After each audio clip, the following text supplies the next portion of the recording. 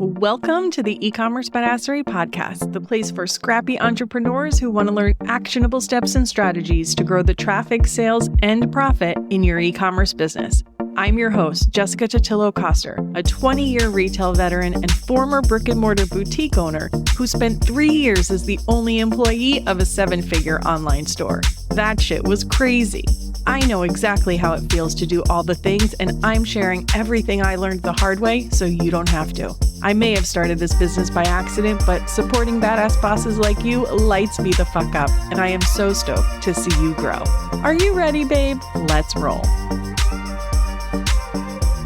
Welcome back to the E-commerce Badassery Podcast. I'm your host, Jessica Totillo-Coster. Can you believe it is June already? I know I say this all the time, but damn, this year is going by fast. The good news is the countdown to my birthday has officially started. Now I just need to figure out what I'm going to do to celebrate. But all of this really means for you is that we're almost halfway through the year, so it's the perfect time for you to do a little gut check in your business.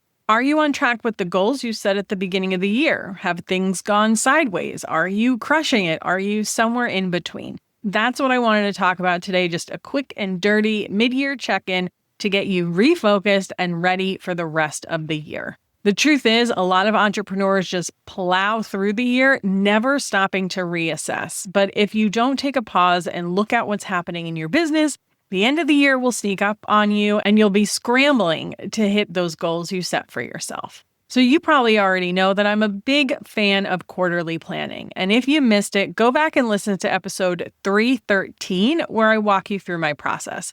And Lounge members, we have our quarterly planning together this month. So don't forget to join us for a little accountability and hand-holding through the process. If you're not already a Lounge member, now is a great time to join so you can be a part of that. And taking the time to pause and do this kind of quarterly planning and mid-year check-in could be the exact thing you need to keep yourself focused on what actually matters in your business. I was chatting with one of my Lounge members the other day, and she was telling me she was listening to the Shopify theme updates episode, and she was so pumped listening to the new theme structure, Horizon, that uses theme blocks.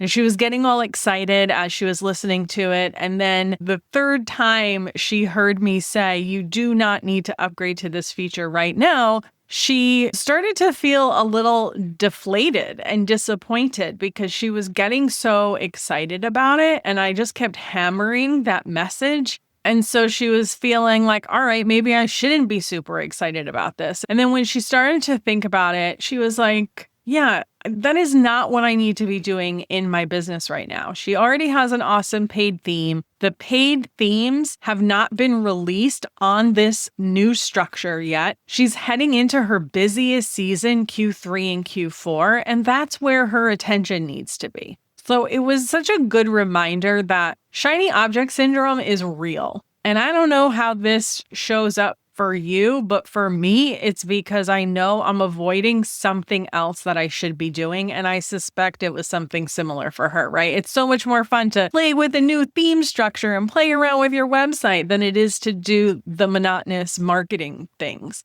But it is those monotonous marketing things that are going to make the difference in her business and make her all her money in Q3 and Q4. So with that all in mind, here is a quick mid-year check-in. Grab a notebook, open your notes app, whatever works, and just ask yourself these 3 questions. Am I on track with my goals? Why or why not? And be honest with yourself. No judgment, just clarity. And make sure you're actually looking at numbers, because I can't tell you how many times Lounge members have felt that their business was doing worse in 2025. And then when they looked at the numbers, it's actually doing better. And so let the numbers tell you how you're actually doing. If you're behind on where you thought you'd be, look at what's missing. Is it a traffic problem, a conversion problem, an AOV problem? And then once you identify that, take it a step further. What's different or off this year that drove those results? Is there a product you should have that you don't? Did your latest collection not resonate with your customers? Have you taken your attention away from something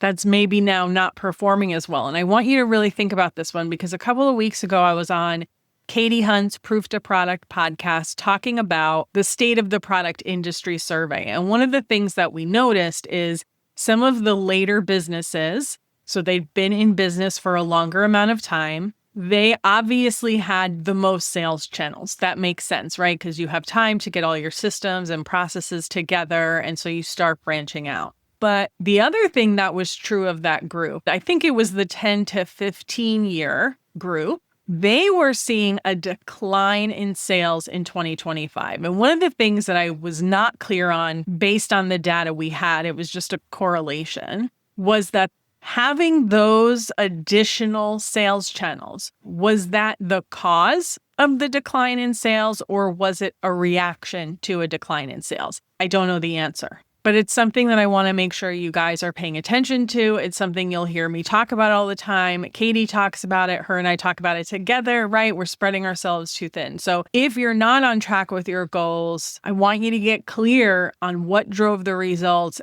and what potentially your role in that was. And again, this is not about judgment. This is just clarity so that you can make good business decisions moving forward. The next question is, what's working and what isn't? Always double down on what's driving results and let go of what's draining your time. Being busy is not the same as being productive. And I know so well how easy it is to waste a lot of time on things that don't help the bottom line of your business. So let's make sure we are laser focused. And I told this story before on the podcast. I have no idea what episode it was, but one of my lounge members in 2024, I think it was the beginning of 2024, she was going through our yearly planning process using the tools in the lounge. And she just decided, I'm going to let go of social media. I'm going to focus on email and SEO. And by September, when she updated me, she was seeing revenue up 40%, gross profit up 56%,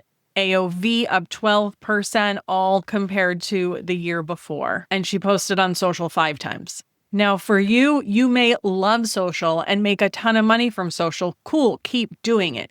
The point is, identify the thing that is not contributing positively to your business and let it go so you can focus on other things instead. And then lastly, what's one thing you can focus on this quarter that will move the needle? Remember, you are always better off doing fewer things really well. So pick one thing you're going to focus on getting really good at instead of trying to do all the things. And really, if you listen to everything I said, I kind of just repeated myself 3 times, didn't I?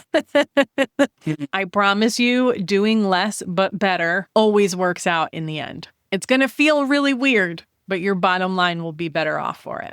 So once you've got a handle on where you're at and where you still need to go, I've got 2 episodes where I talk about surviving the summer as an entrepreneur, depending upon which direction you're heading in. If you're on track and you want to coast for this season, sweet. Episode 280 is for you. We talk about setting yourself up for success so you can remove yourself from the business as much as possible. If you realize you're behind and you need to get some shit done, check out episode 281, where I talk through some ways that you can capitalize on the slow selling season and work on your business instead of in it. Either way, summer is a great time to clean up your foundations and set yourself up for a strong Q4, but you have to be intentional about it. Be real with yourself about what you need to accomplish your goals for the rest of the year, and don't get distracted by shiny objects.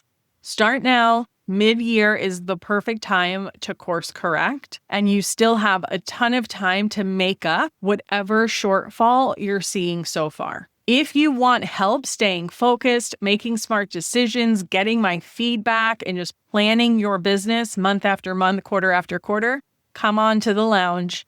We have our quarterly planning workshop at the end of this month, but even if you can't make that live, doesn't matter. You still get monthly live access to me and daily access to me in the activity feed. So it's a great place to just get ongoing support and direction to make sure you're not getting distracted. All right, friends, make sure you carve out time on your calendar to sit down and do this. Even if you can only give yourself an hour, put it on the calendar. If it's not on the calendar, it probably won't happen. and just put together a rough plan for the rest of the year to make sure you are set up for success and you hit those goals that you set at the beginning of the year. All right, friends, that's all I've got for you today. Thanks so much for hanging out with me, and I'll see you on the flip side. Thank you so much for listening to today's episode. If you want to learn more about growing your e-commerce business, get started with my free resource library at ecommercebadassery.com/free stuff and get an invite to the Lounge, my e-commerce marketing membership. When you're ready for one-on-one support, apply to work with me at ecommercebadassery.com/apply. Before you go, would you do me a quick favor? Leave a rating and review and tap that follow button.